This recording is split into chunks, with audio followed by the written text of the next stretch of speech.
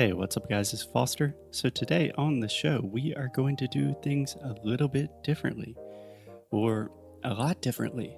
So first, this episode is in Portuguese. That's different. Secondly, this episode is not an episode of Inglês no Rádio, and Alexia and I are not even involved in this. So let me explain. One of our good friends and students, Laura Perucchi, has just launched a new podcast called Let's Talk New York. So some of you guys might know Laura from the podcast already, but Laura is a journalist, a blogger. She writes about New York and life in New York for Brazilians. It's really cool, and she released a new podcast, so we wanted to share it with you guys because I know a lot of people are interested in travel, are interested in New York, life in the US, and her podcast is talking about those kinds of things. And yeah, that's it. So it's not like Laura is not paying us to do this. We just always want to spread the love when people, especially when people are creating new podcasts. So yeah, enjoy this episode of Let's Talk New York with Laura Perucchi.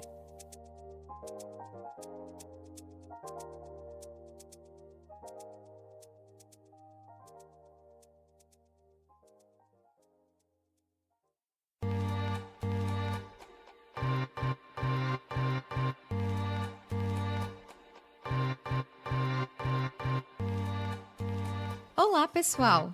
Esse é o Let's Talk New York, um podcast sobre a vida no exterior e também em Nova York.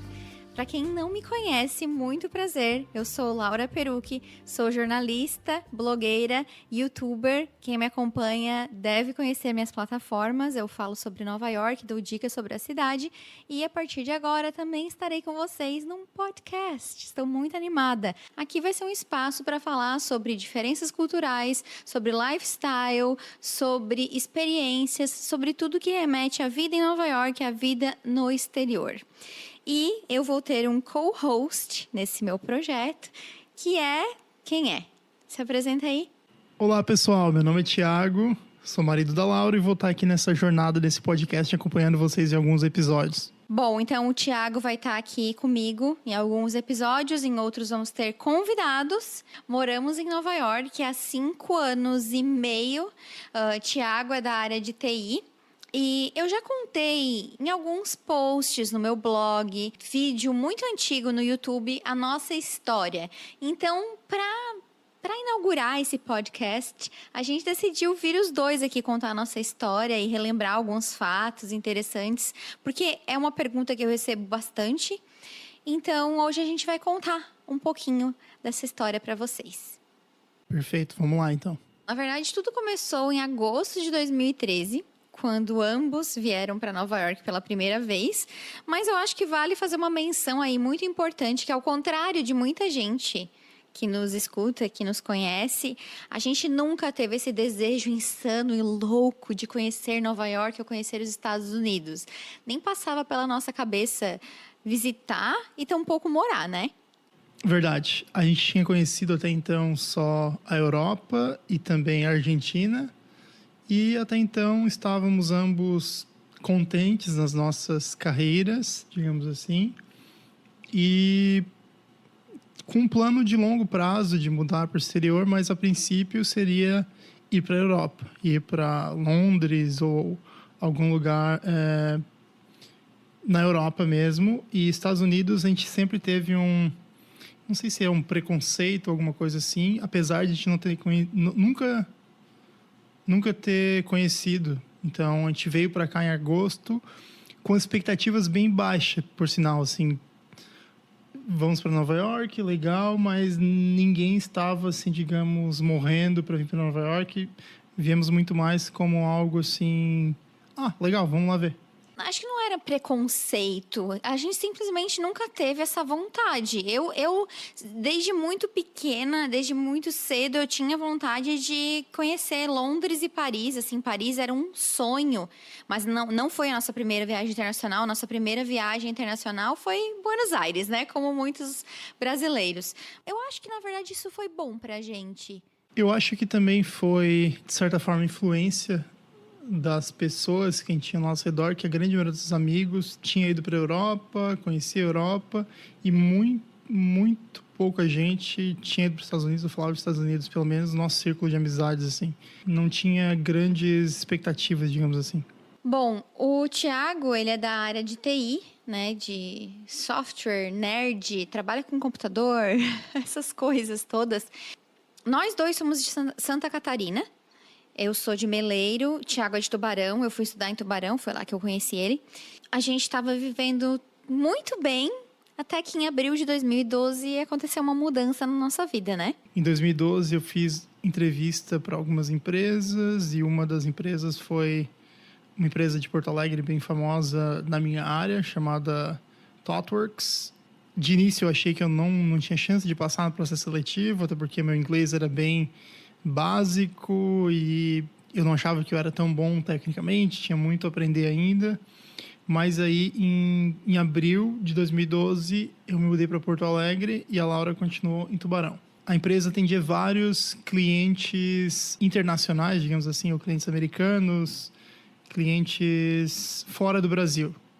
Eventualmente ia surgir uma oportunidade para ir trabalhar num projeto fora do Brasil, nem que fosse por apenas algumas semanas, só para fazer treinamentos ou iniciar a consultoria de um cliente novo. Em agosto de 2013, depois de trabalhar alguns meses com esse cliente em particular, algumas pessoas da equipe foram selecionadas para vir para fazer a finalização do projeto que a gente estava até então. Então, esse foi o motivo que eu vim em agosto de 2013 para Nova York. É interessante falar, a gente estava conversando antes de gravar, como a gente faz planos para a vida, mas nem tudo às vezes sai como a gente planejou.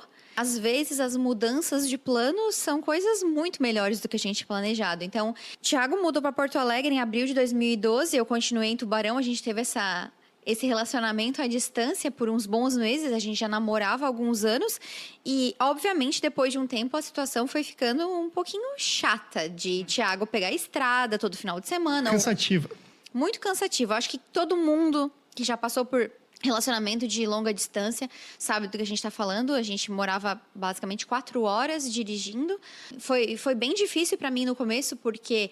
Acho que para ele também, porque a gente estava acostumado a estar sempre grudado e aí, de repente, a gente se viu separados. E então, depois de 1 ano e meio dele morando longe, os nossos planos para o final daquele 2013 eram eu me mudar para Porto Alegre com o Thiago.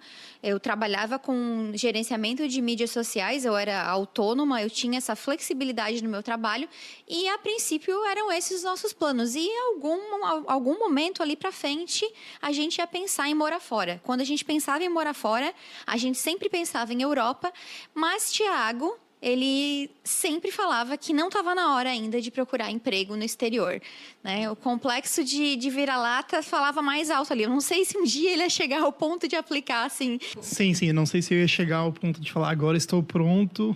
Várias coisas na nossa vida acontecem quando a gente não está pronto, ou quando a gente acha que não está pronto, mas no fundo, tem conhecimento suficiente para encarar um novo desafio. Por mais que às vezes a gente não... voluntariamente não teria escolhido aquilo, a oportunidade aparece. E é aquele velho ditado, né? Se tá com medo, vai com medo mesmo, porque não vai passar o medo. Bom, e aí, naquele ano, o Thiago já tinha, no ano de 2013, o Thiago já tinha começado a ouvir as conversas que provavelmente ele iria vir para Nova York para passar algumas semanas num projeto. E ele me ligou um dia, né, nas nossas conversas e falou: olha...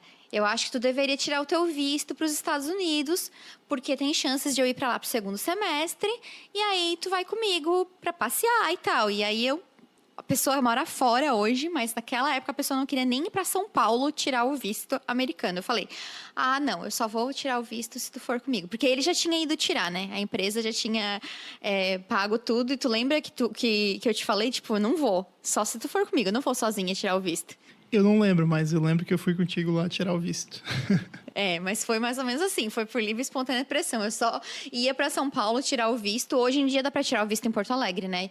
Mas naquela época, só em São Paulo. Aí fui lá, tirei o visto e tal, e... No caso do meu visto, eu tinha tirado já alguns meses antes. Tinha aproveitado uma outra viagem que eu tinha feito num outro cliente que eu estava trabalhando para tirar o visto e tudo mais, e meu visto já estava encaminhado. Bom, e aí em agosto de 2013, Thiago embarcou para Nova York. A minha passagem para Nova York foi chegar aqui quando o Thiago já estava aqui e a gente voltaria juntos. Ele passou um total de 3 semanas e eu passei 10 dias.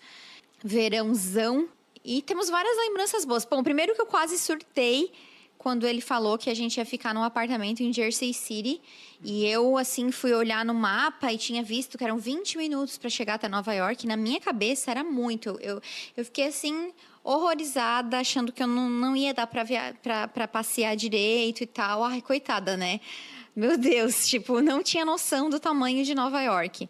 No fim, foi uma experiência ótima o apartamento que a empresa colocou a gente. A vista era incrível. Foi uma das coisas mais impressionantes para mim, foi quando eu cheguei de viagem e eu entrei nesse apartamento corporativo que eu ia ficar por essas semanas, e tinha uma vista para Manhattan da sacada, tinha uma sacada com vista.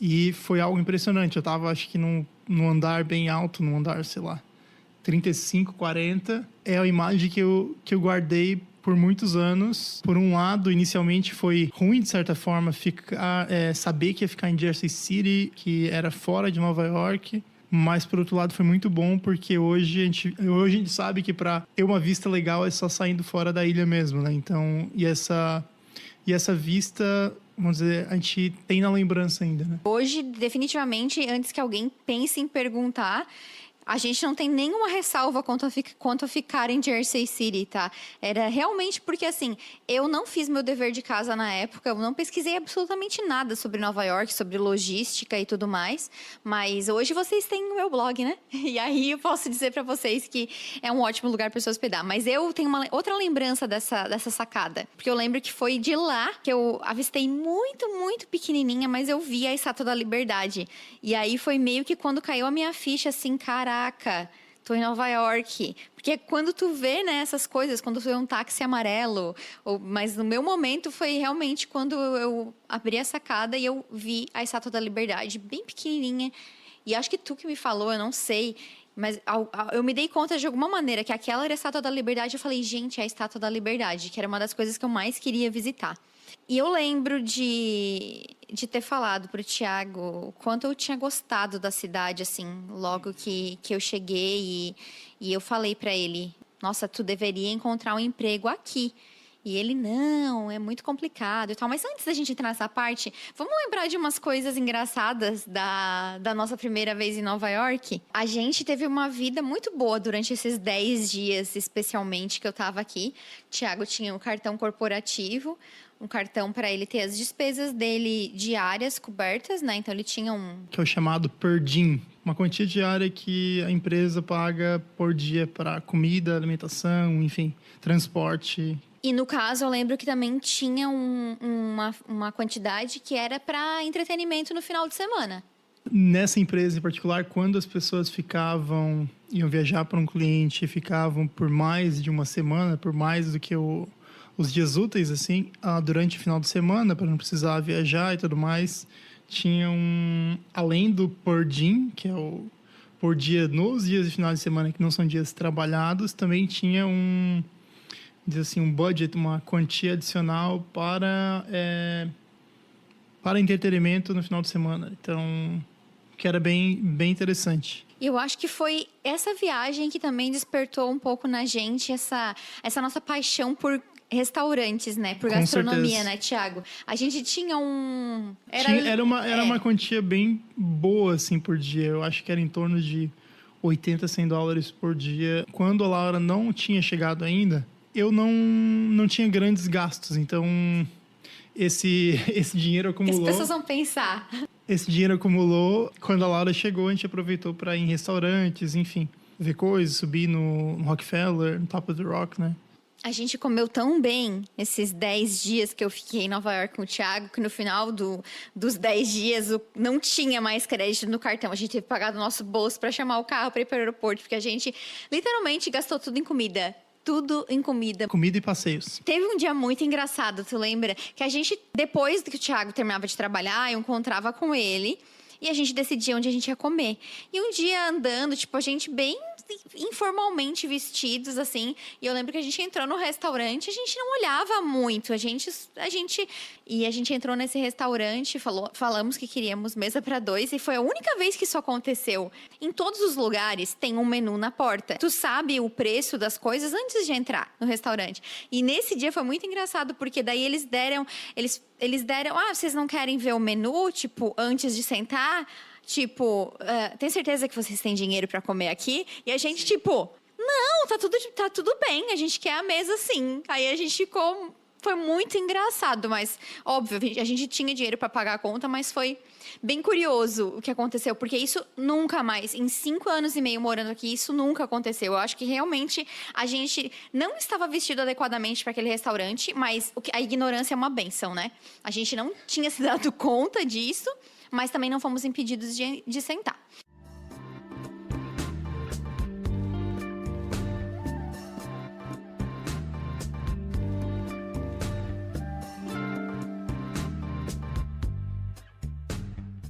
Então, assim, a história da mudança.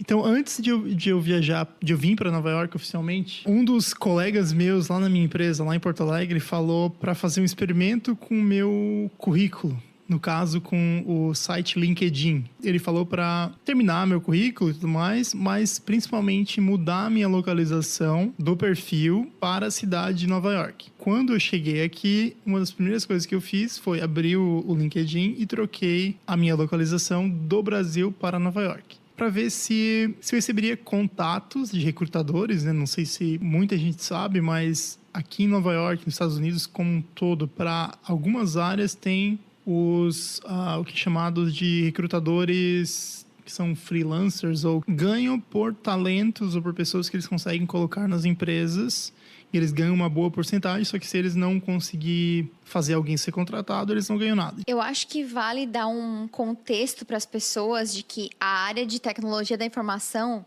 é uma área que tem muita vaga, que é uma área que precisa de mão de obra qualificada, que não existe essa mão de obra qualificada suficiente dentro dos Estados Unidos. E por isso que é uma indústria que busca muitos profissionais fora dos Estados Unidos. Existem outras áreas também que tem bastante vagas, bastante procura, um mercado aquecido, digamos assim. Acho que publicidade também. Assim, tirando pelos nossos colegas, né? A maioria é a área do Thiago, de tecnologia da informação, a área de publicidade e a área do mercado financeiro. Como são mercados super aquecidos, indústrias super aquecidas, que existe uma rotatividade de profissionais muito grande e as empresas elas querem, né, sempre a excelência, sempre o melhor.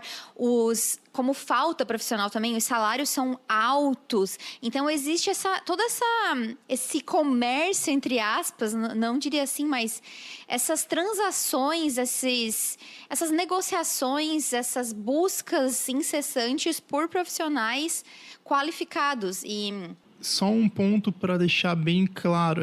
Quando a Laura falou de tecnologia de informação, a gente está falando de desenvolvimento de software. A gente não está falando de outras áreas dentro da tecnologia de informação, principalmente a área de desenvolvimento de software. Existem alguns outros nichos que também existe uma escassez de profissional, mas principalmente a área de desenvolvimento de software. Então, a área de programação é a área que mais contrata profissionais hoje, tanto para os Estados Unidos quanto para o exterior. Por exemplo, a Laura falou que a área financeira é a área de publicidade. Sim, porém, é muito mais comum pessoas virem transferidas do Brasil para a área da área financeira e da área de publicidade do que pessoas conseguirem entrevistar para uma empresa e virem trabalhar direto numa empresa nessas áreas em questão. A área de programação, eu diria que é uma das únicas áreas que permite esse tipo de mudança. Então, assim, uma das coisas bem interessantes que acontecem em Nova York e também em várias cidades dos Estados Unidos e no exterior são esses recrutadores, assim, por conta própria, ou headhunters, né, como o pessoal fala, que eles estão em constante busca de profissionais que estão na localização da empresa, né? Então, principalmente se é uma vaga para Nova York, então os recrutadores vão estar pesquisando talentos que têm as habilidades em questão, experiências e habilidades para a vaga em questão, e estão em Nova York ou nas proximidades. Por mais que eles também estejam dispostos a contratar profissionais de outras cidades dos Estados Unidos e tudo mais, por uma questão de mudança e tudo mais, eles preferem contratar pessoas que estão na cidade ou já trabalham nas proximidades. O efeito que mudar o meu perfil no LinkedIn teve foi de eu começar a aparecer nessas buscas desses recrutadores. Viram que eu poderia ser um bom perfil para a vaga que eles tinham disponíveis. Então, o que começou a acontecer assim que eu mudei foi que vários recrutadores começaram a me mandar mensagens no LinkedIn se eu estava interessado numa determinada posição. Alguns também perguntavam questão de visto e tudo mais, se eu tinha visto de trabalho. Vários outros sugerem, ou sugeriram na época, né? Vamos fazer uma call de 15 minutos para me explicar melhor. Eu acho que teu perfil tem um grande potencial, mas eu queria conversar contigo para ver se realmente faz sentido. Como eu estava trabalhando bastante, também passeando, eu acabei não respondendo muitas dessas mensagens. A técnica até então tinha funcionado, porque eu tinha recebido várias mensagens, porém nada de efetivo, nada... Vale salientar aqui que o Thiago mudou a localização dele no LinkedIn só para ele saber como estava o currículo dele. Se o currículo dele estava competitivo, se ele tinha alguma chance. Foi totalmente despretensioso, sem nenhuma intenção a mais, né, Thiago? Foi mais como um termômetro mesmo. Não tinha muito, assim, objetivo de mudar ou... Quando Laura chegou aqui em Nova York, se apaixonou à primeira vista por essa cidade, botou muita pilha para o Thiago levar essa história a sério. E quando a gente voltou para o Brasil, Thiago começou a responder esses recrutadores, né? E aí foi um funil assim que não sobrou quase nada, né? Mas tudo barrava no maldito do visto. Que hoje a gente não vai falar sobre isso, senão isso merecia um episódio inteiro, né? Tem um recrutador lá que continuou falando com ele, não sei porquê. Então, quando a Laura chegou em Nova York, lá em agosto, eu já tinha mudado meu perfil e já estava recebendo algumas mensagens. E aí eu falei para ela, olha só, recebi algumas mensagens aqui, meio que rindo, brincando. Eu não sei porque a gente teve essa discussão e tu falou, não, tem que começar a responder, eu quero vir para cá. E aí daí eu comecei a responder e a interagir com esse pessoal. Até então eu estava só na passiva ali, só tipo lendo as mensagens e admirando essas mensagens, assim, digamos. Tu acha que se eu não tivesse botado pilha, tu não ia ter respondido? Acredito que não. Então, olha aí, gente, ó, é por isso que a gente tá aqui. E aí, quando voltei para o Brasil, fiz várias entrevistas iniciais com recrutadores, ou na primeira ou segunda conversa, o tópico do visto sempre entrava na jogada e muitas vezes era um item que já desqualificava o candidato, ou eles falavam, nesse momento a gente não está patrocinando nenhum visto, talvez ano que vem voltamos a conversar. E aí, depois de um tempo, eu fiquei sabendo de que o motivo pelo qual a grande maioria das empresas não estavam dando procedimento naquele momento é que o visto, o mais usado, o mais famoso para profissionais de tecnologia é o H-1B e ele tem datas específicas para aplicar e para conseguir iniciar o trabalho numa nova empresa. O que aconteceu foi que um dos recrutadores que me contactou assumiu que eu já tinha um visto de trabalho. Por mais que num dos e-mails iniciais que a gente trocou, eu falei que eu precisava de um novo visto. E o que ele entendeu foi que eu precisava renovar o meu visto atual e não obter um visto novo. Salvos pela falha de comunicação. Gostou do meu perfil, a gente conversou e tudo mais, e ele agendou entrevistas com todo mundo da empresa que eu estaria aplicando para a vaga. Eles falaram, então, Thiago, vem pra cá, vem pra Nova York. Eles queriam que o Thiago viesse pra Nova York pra fazer mais algumas entrevistas pessoalmente e aí compraram passagem pra ele, bucaram um hotel e aí o negócio ficou muito sério, porque daí eu fiquei assim, tá. E aí marcaram a passagem do Thiago para um domingo. Lembre que a gente voltou de Nova York final de agosto. Final de setembro, início de outubro, o Thiago estava com essa passagem. E aí eu lembro que, bom, ele ia embarcar de Porto Alegre, eu estava na casa dos meus pais, eu estava num domingo de manhã na casa da minha avó. Eu não lembro se foi no sábado à noite, no domingo de manhã, eu mandei uma mensagem pro recrutador. Legal, amanhã estou indo. Eu só queria saber como vai ficar a questão do visto, porque todas as entrevistas que eu tenho feito até então têm esbarrado nisso e eu estou curioso para saber como que a empresa pretende fazer isso. Qual é o plano, qual o tipo de visto. E aí o recrutador me respondeu na hora, falando assim, como assim tu não tem visto? Eu achei que tu tinha visto, eu passei para a empresa que estava tudo certo. Deixa eu conversar com um dos co-founders da empresa e depois eu te retorno. Eu achei melhor cancelar o voo e aí dá tempo para a empresa pensar a respeito. No futuro, se eles tivessem interesse, eles voltarem a me contactarem. Do nível máximo de alegria e animação e empolgação que eu tava, e um pouco de medo com essa possibilidade, para um balde de água fria bem gelado. Eu lembro que eu fiquei muito frustrada quando ele me ligou para dizer a gente decidiu cancelar o voo porque não vai rolar. E aí eu pensei, então já era, né? Ele vai ter que achar outra empresa. E o Thiago já estava um pouco cansado de fazer entrevista, porque um processo que te desgasta de energia e tudo mais. E ele trabalhava, né? Então ele tinha o trabalho dele, tinha que encaixar entrevistas no meio disso tudo. E tu tá lidando. Eu acho que é legal a gente falar, tipo, mas é só umas entrevistas. Não, a gente tá lidando com questão de frustração, várias questões são colocadas à mesa quando tu tá num processo de entrevista. Várias expectativas são criadas, por mais que a gente tente não criar expectativas. Então, àquela altura, depois de todas as entrevistas, o Thiago já estava cansado. E eu acho que ele não queria mais insistir na história. Eu acho que ele não ia mais insistir em nenhuma empresa depois daquilo ali, porque ele viu que não ia dar certo. Então, eu acho que nisso tudo... Foi isso tudo que veio na minha cabeça, porque eu também conheço a pessoa que está do meu lado. E eu fiquei muito frustrada também, tipo, então não vai rolar, né? 2 ou 3 semanas depois, eles me mandaram um e-mail.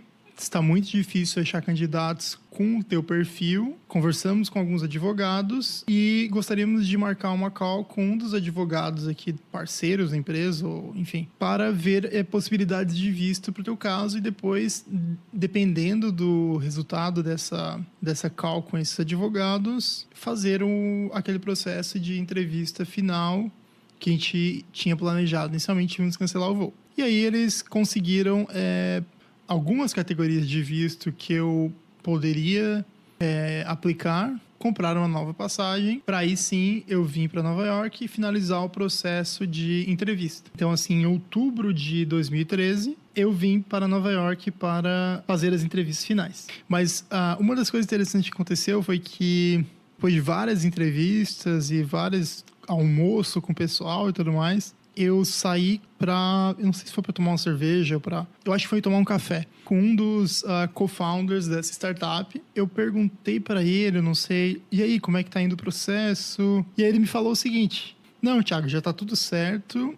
O fato de ter te convidado para vir para cá foi muito mais uma formalidade para te conhecer pessoalmente e tudo mais, para ter essa oportunidade de tu também conhecer a empresa e dar procedimento. Então, no final do primeiro dia, eu liguei para a Laura, falei para ela, falei com a pessoa tal, e ele me falou que tá tudo certo. Então, é só a gente planejar agora. Eu lembro que a Laura começou a chorar desesperadamente por alguns minutos, e eu fiquei assim, sem saber o que estava acontecendo, porque ela estava naquele mix de emoções, né? Ao mesmo tempo, queria muito ir para o exterior, mas, por outro lado, ela estava considerando todo o resto que ela ia ter que deixar para trás, como uma coisa que a gente quer acontece às vezes a gente tem ainda o sentimento de dor ou de... A mudança nunca é fácil, né? Então essa foi a lição aí.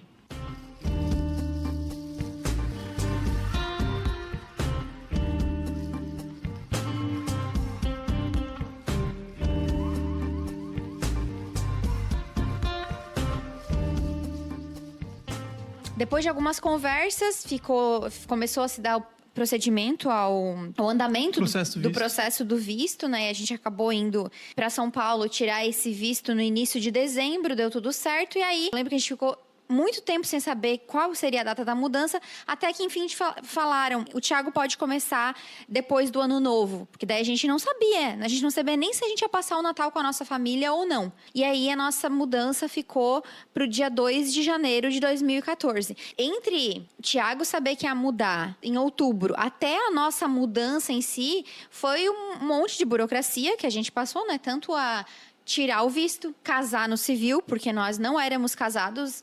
O casamento tinha que sair antes da gente tirar o visto, então, assim, foi uma corrida contra o tempo, porque... Então, foi isso, a gente passou esses 2 meses aí lidando com essas questões burocráticas, né?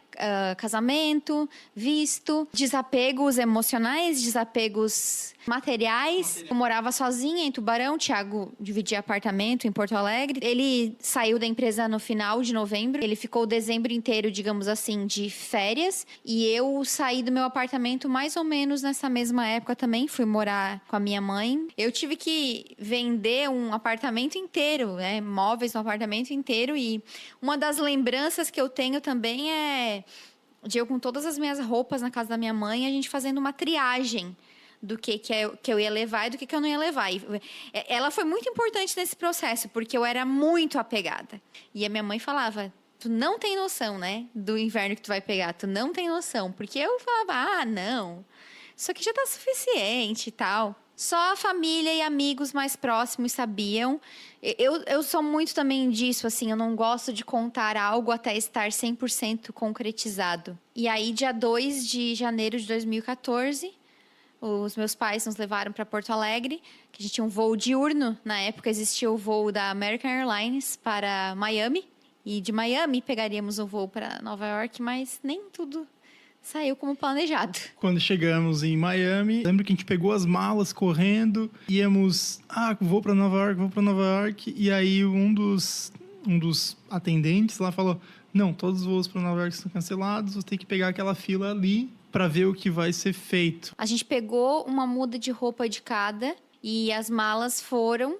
Porque daí isso ia acelerar o nosso embarque no outro dia. Isso. Por sorte, quando a gente chegou em Nova York, as 4 malas estavam nos esperando. A gente chegou em Miami num dia à noite, a gente só conseguiu embarcar para Nova York no outro dia à noite, 24 horas depois. A gente passou um dia, a gente pegou um hotel para dormir, voltamos pro aeroporto muito cedo pela manhã, ficamos lá o dia inteiro e uma confusão. Eu lembro que momentos antes de chamarem o nosso nome, 8 da noite, pra gente embarcar, eu sentei no meio da sala de espera, da sala de embarque, eu comecei a chorar. E eu juro, tudo que eu queria era voltar pra casa. Naquela altura do campeonato também, nem eu nem o Thiago, a gente se sentia super seguros e confidentes com o inglês pra poder conversar, pra poder pedir informação. Um mix de sentimentos muito grande. Não foi fácil, assim. Chegamos em Nova York com um frio de menos 16.